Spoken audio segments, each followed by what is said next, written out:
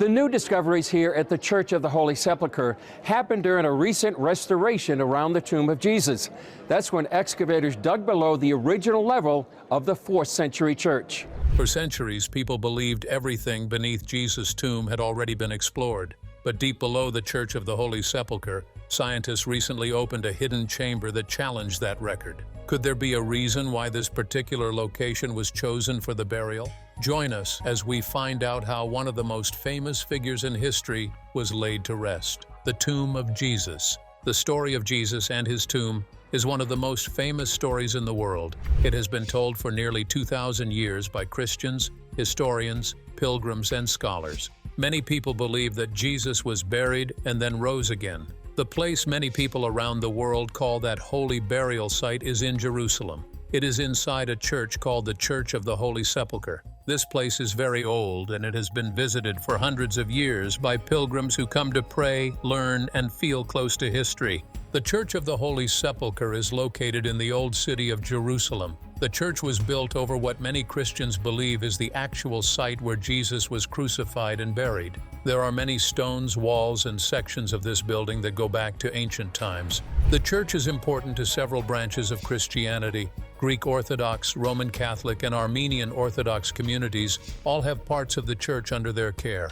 Other communities, such as the Coptic, Ethiopian, and Syriac Christians, also honor the site. Together, they maintain the church and allow people from all over the world to visit. Inside the Church of the Holy Sepulchre, there is a small shrine called the edicule. The edicule is a small stone building that sits within the church's interior. It surrounds the tomb that many believe was the burial place of Jesus. The word edicule comes from a Latin word that means a small house. This is where ancient tradition says Jesus' body was placed after he was crucified by the Romans. Inside this structure is the burial bed, a flat surface carved out of rock that has been covered for many centuries. For hundreds of years, the burial bed and the small chamber inside the edicule were covered by layers of marble slabs. These slabs were placed on top to protect the holy rock and to make the site safe for visitors. These marble coverings had been in place for a very long time, at least since the mid-1500s, and possibly much earlier. Because of these coverings, no one had seen what was directly underneath the marble for many generations, but people always knew it was there, and they always held it as sacred. The history of the Church of the Holy Sepulchre goes back to the time of the Roman Empire. In the year 326 AD, the Roman Emperor Constantine sent his mother, Helena, to Jerusalem. Helena is believed to have found the site that Christians had long remembered as the burial place of Jesus. At that time, the tomb and the surrounding land were in ruins or forgotten. Helena and her workers rebuilt the area and constructed a large church to honor the site. This first church stood for many years, but it was damaged and rebuilt many times due to wars, fires, and earthquakes. Because of this long history, scholars have wondered if the place has always been the same. Some thought the original tomb may have been moved or destroyed. Other scholars believe the tomb survived under many layers of building work. To understand the answer, scientists and archaeologists have wanted to study the tomb more closely. Archaeology is the science of digging into the past using tools, careful study, and careful recording of what they find. But until recently, the burial bed had not been opened in modern times for careful study. The Church of the Holy Sepulchre is not just one simple building. It is built over a place with a very long and rich past. Beneath the current church floors, scientists have found evidence of older land use that goes back well before the time of Jesus. They found signs that the site once was a stone quarry and then later used as burial grounds. They also found evidence of soil that once supported olive trees, grapevines, and other plants. These signs match the gospel description of the area being a garden next to the tomb. This shows how old the land is and how many different purposes it served through time. Among Christians, the story of Jesus' death, burial, and resurrection is the core of their faith. Many believers see the empty tomb as a powerful sign of hope and life after death. For centuries, people walked from distant lands to visit this site, not only to pray but also to touch the stones and feel connected to the events described in the Bible. This pilgrimage tradition has made the Church of the Holy Sepulchre one of the most important religious sites in the world. For non-religious scholars, The Church of the Holy Sepulchre is also fascinating. It shows how ancient people lived, how they built structures, and how the cultures of different eras shaped a single place. In recent tests, scientists examined samples of mortar found between slabs that cover the tomb. These tests showed that some of the materials are dated to Roman times, around the 4th century. This helps historians connect historical records with physical evidence. So why is this discovery causing people to rethink what they know about the history of this sacred site? Beneath the layers of stone. For the first time in centuries, scientists and restorers were able to open the inner chamber of the place believed to be Jesus' burial site in Jerusalem. This event was part of a careful project to preserve and study the shrine called the Edicule within the Church of the Holy Sepulchre. The opening of the tomb and what was found inside surprised both researchers and historians. The marble slabs covering the burial site had been in place for a very long time. Experts believe the top marble layer may have been installed by around the year 1555 or even earlier. This marble protected the stone surface beneath from damage from visitors over many centuries. When the restoration team slid the slab back to see what was under it, they did not know exactly what to expect. When the marble was first moved, workers saw loose debris and soil beneath it. This material had built up over time, filling the small space under the slab. The team carefully cleared this debris so they could see more clearly what was under the marble. The amount of loose material surprised them, showing how the site had been layered and covered over many ages. After clearing away the loose fill, the restorers found another slab of marble beneath the first one. This grayish marble piece was different from the top slab. It had a small cross carved into it, and the team thought it might date to the 12th century, possibly from the time of the Crusaders. The slab was broken down its middle and had signs of long use. Below that second marble, scientists found what they believed to be the original surface of the burial bed. This is the stone surface that many Christians have long associated with the place where Jesus' body was laid after the crucifixion. The surface is made of limestone, a common rock type used for tombs in Jerusalem at the time of Jesus. The limestone bedrock is known as a burial niche, a part of the cave where a person's body would have been placed. These niches were common features in Jewish tombs of the 1st century and were cut into the rocky hills around Jerusalem. Wealthy families could afford tombs with such shelves. Scientists were able to see this limestone surface for the first time in modern history. Before this, the actual bedrock had been hidden under centuries of marble and other materials. The fact that this ancient stone had survived so well was one of the biggest surprises of the project. Close examination of the limestone revealed that it had not been carved and altered in recent centuries. Instead, it appeared to be very old, just as researchers expected from ancient accounts and Christian tradition. This gave scientists a chance to study the rock surface directly for the first time in hundreds of years. Another important find was the discovery of the marble slab with a carved cross beneath the outer covering. This slab likely belonged to an earlier layer of decoration or protection placed over the tomb. The cross carved into it suggests that people in the past honored this site and used religious symbols to mark its importance. Scientists think this slab may come from the Crusader period or earlier. Underneath the gray slab and above the limestone bed, the team also found traces of mortar and sand mixed with small pieces of debris. This showed that past workers had used plaster-like materials to fill gaps and seal the tomb's inner surface. This was common practice in ancient building and preservation work. The mortar samples will help scientists date and understand the layers of construction and repair around the tomb. The scientists only had a short window of time, about 60 hours, to enter the innermost chamber and make these observations. This was because the tomb is a sacred site visited by thousands of pilgrims, and the religious communities that oversee it allowed only limited access for study. During this time, researchers worked day and night to remove debris, examine slabs, and take photographs and samples. Experts also used modern tools and instruments to measure and record the conditions inside the tomb chamber. These tools included lights, cameras, and monitoring equipment to capture details that are not visible to the eye alone. They documented the exact positions of each slab, the limestone surface, and other features before the tomb was resealed. What scientists saw confirmed that portions of the rock cave identified in the 4th century AD still exist today, Previous studies and construction work on the church had suggested that this ancient surface might have been destroyed or heavily altered over time. But the recent opening showed that much of the original cave surface survived, even after earthquakes, fires, and rebuilding work over many centuries. The Lost Garden. When scientists first began opening the tomb beneath the Church of the Holy Sepulchre to study the burial chamber itself, they also discovered that the story under this ancient church was much bigger. The work did not only reveal what was inside the small burial niche,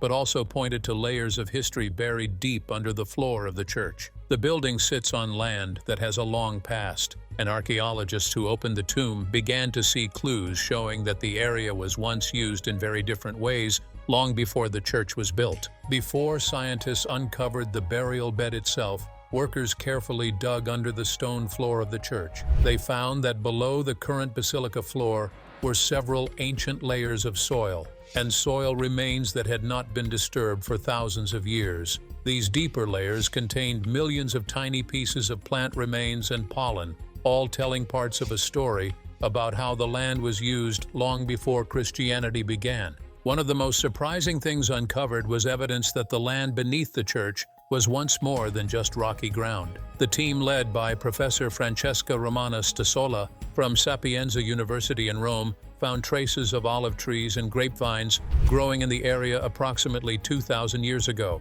This was a sign that the area was once used as agricultural land, with fruit trees and vines planted, watered, and harvested by people of that time. These findings were exciting not only because they showed that the land was cultivated, but because they matched a very old description preserved in the Bible.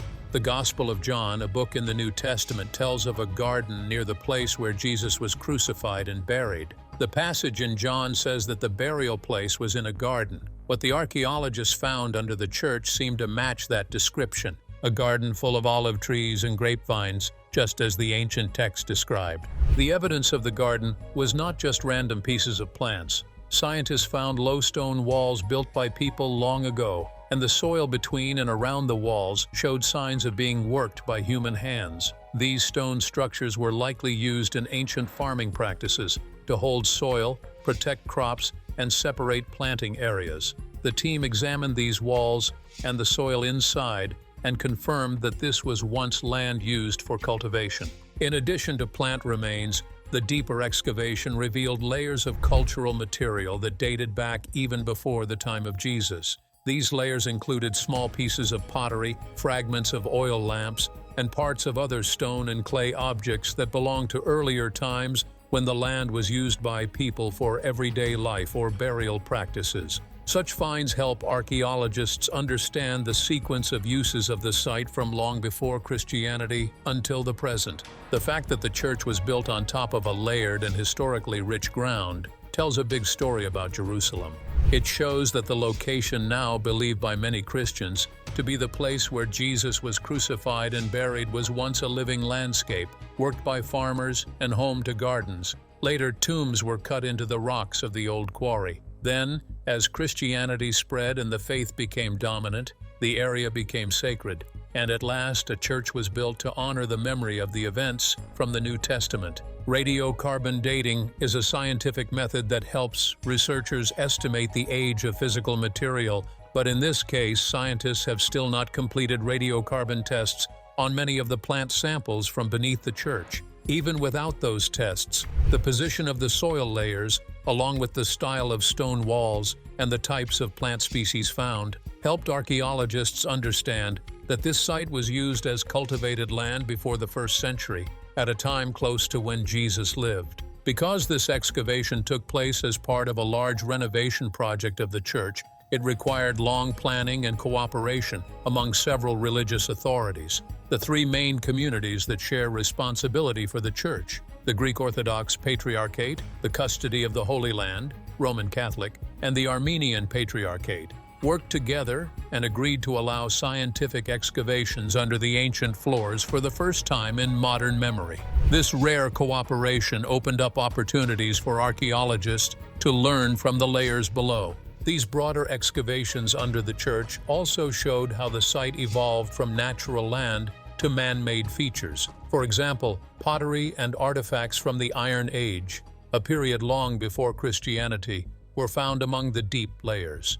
These items suggest that the area was part of human activity even earlier than the garden use, perhaps as part of settlement activity or regional trade before it became agricultural land. The presence of olive remains was particularly interesting to scientists. Olive trees were very important in ancient Mediterranean cultures. They were used for food, oil, and many other products. Finding evidence of olive trees indicates that people not only used the land as a garden, but probably depended on it for food and trade. Likewise, grapevines were essential for wine production and daily food supply, reinforcing that this was a place of living history long before religious structures were built on top of it. This broad excavation work has not only supported historical records, but has also given archaeologists a clearer picture of how the landscape around the site changed over more than 2 millennia. As scientists analyze more of the soil and materials taken from the dig, the story of how people lived and used this land will continue to unfold. Meanwhile, this project has a stronger significance: discovering the secret chamber. In recent years, the Church of the Holy Sepulchre in Jerusalem, one of the most important sacred places for Christians, underwent a major restoration that had not happened in over 2 centuries.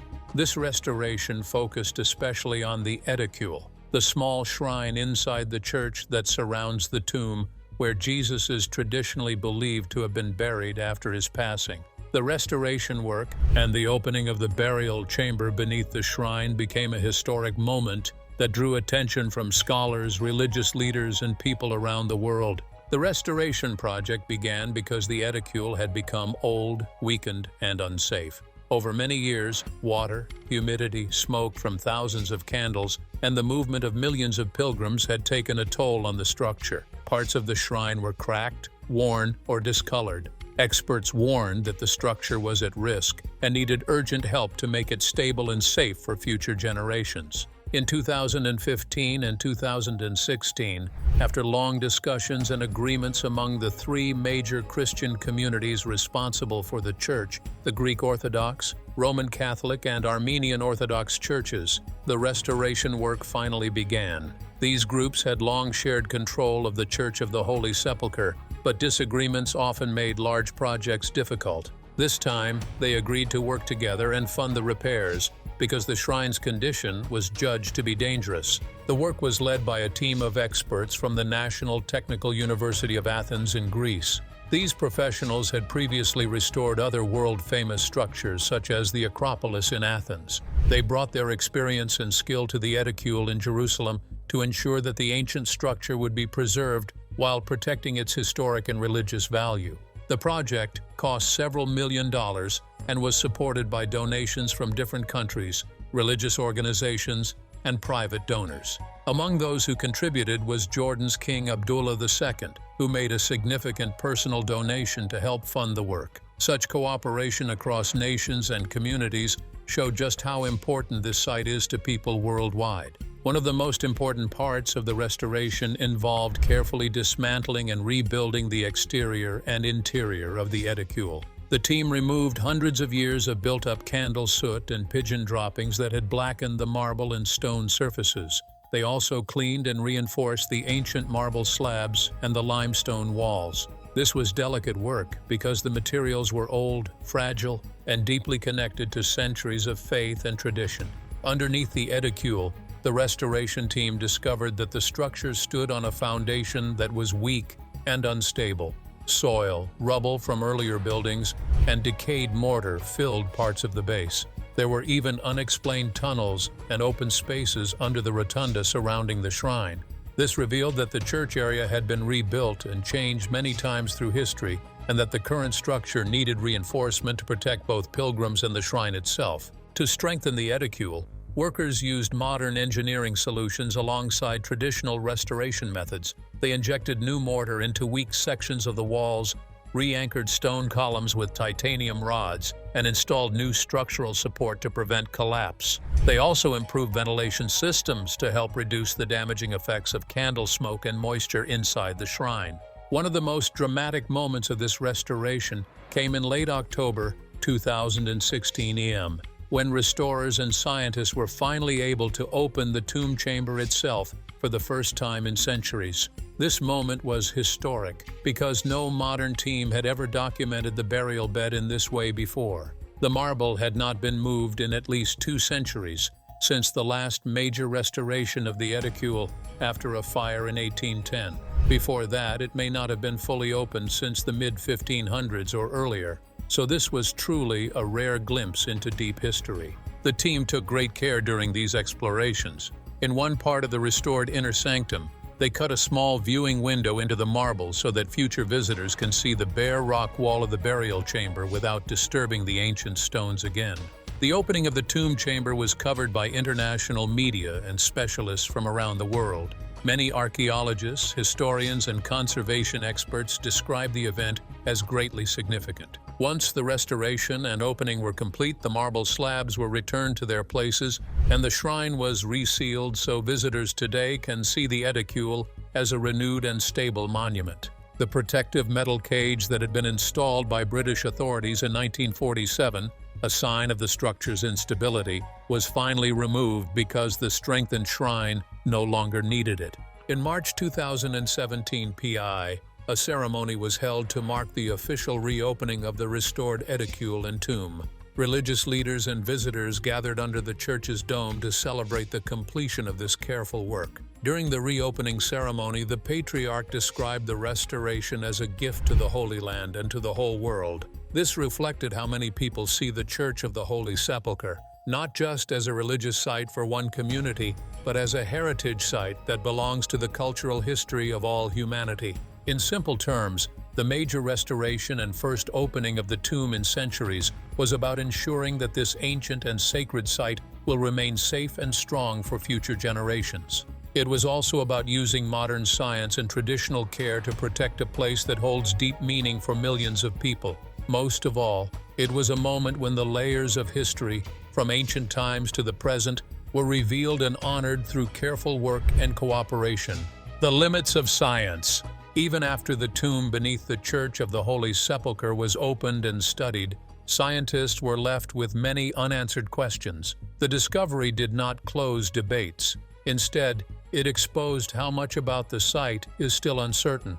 Archaeology can reveal stone, soil, and structure, but it cannot answer everything people want to know about a place tied to deep belief and ancient history. This gap between what science can prove and what history remembers is one of the most important results of the discovery. One major question scientists still face is how much of the original tomb structure survives beyond what was briefly exposed. Only a small section of the burial area was opened.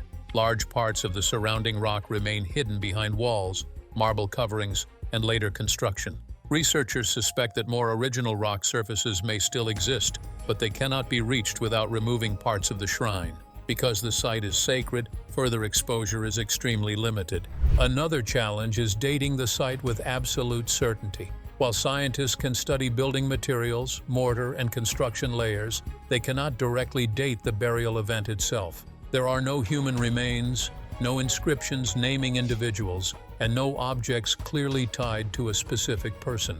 This means archaeology can confirm that the structure fits first-century burial practices, but it cannot confirm who was placed there. Scientists also struggle with the problem of disturbance over time. The site has been damaged by fires, earthquakes, invasions, rebuilding, and heavy foot traffic for nearly 2,000 years. Each event changed the structure in some way. Even careful restoration work from earlier centuries altered the original layout. This makes it difficult to separate ancient features from later repairs. Another unresolved issue involves the exact boundaries of the original tomb cave. Early historical accounts describe a rock-cut tomb, but much of the surrounding cave was removed when the first church was built in the 4th century. Builders cut away rock to isolate the tomb and place it inside a shrine. Because of this, scientists cannot see the tomb in its original natural setting, only what remains after heavy modification. There is also debate among scholars about how early Christians identified the site. Some historians argue that the location was remembered through continuous local tradition. Others suggest it was selected centuries later based on religious meaning rather than exact memory. The recent discoveries support the idea that the site was used as a burial area in ancient times, but they do not fully settle this debate. Another unanswered question is whether additional burial chambers once existed nearby. Many first-century tombs in Jerusalem were part of larger burial complexes used by families. Some researchers believe the tomb beneath the church may have once been part of a bigger burial area that no longer exists. If true, this would change how historians understand the layout of the site during Jesus' time. Scientists are also limited by what they are allowed to sample. Only very small pieces of material can be taken for testing, and only with approval from religious authorities. This limits chemical testing, radiocarbon analysis, and deeper geological study. As a result, many conclusions must be drawn indirectly rather than proven directly. The discovery also raised questions about how future research should be handled. Archaeologists must balance curiosity with respect. Every decision to open, scan, or sample part of the site must consider religious sensitivity, safety, and preservation. This makes the Church of the Holy Sepulchre one of the most difficult archaeological sites in the world to study. Some scientists believe that new technology in the future may help answer questions that cannot be solved today. Advances in non-invasive imaging, microscopic analysis, and digital modeling may allow researchers to study hidden areas without physical contact. The data collected during the recent opening is now stored digitally and can be re-examined as technology improves. Despite all the limits, experts agree on one thing. The discovery beneath the tomb showed that the site still holds information that has not been fully understood. It reminded scholars that even the most studied places on Earth can still surprise them. The tomb was not empty of meaning just because it was physically empty. The greatest result of opening the chamber was not a final answer, but a clearer picture of what archaeology can and cannot do. Science can reveal structure, age, and environment. It can confirm whether a place fits its historical description, but it cannot prove belief, identity, or miracle. That tension is why scientists describe the moment as powerful. They were not shocked because they found proof. They were speechless because they stood at the edge of knowledge, where evidence ends and history, memory, and faith begin. Do you believe that this very tomb is where Jesus was buried? Let us know your views in the comments. If you enjoyed this video, like and subscribe to this channel. Before you go, watch the other videos on your screen.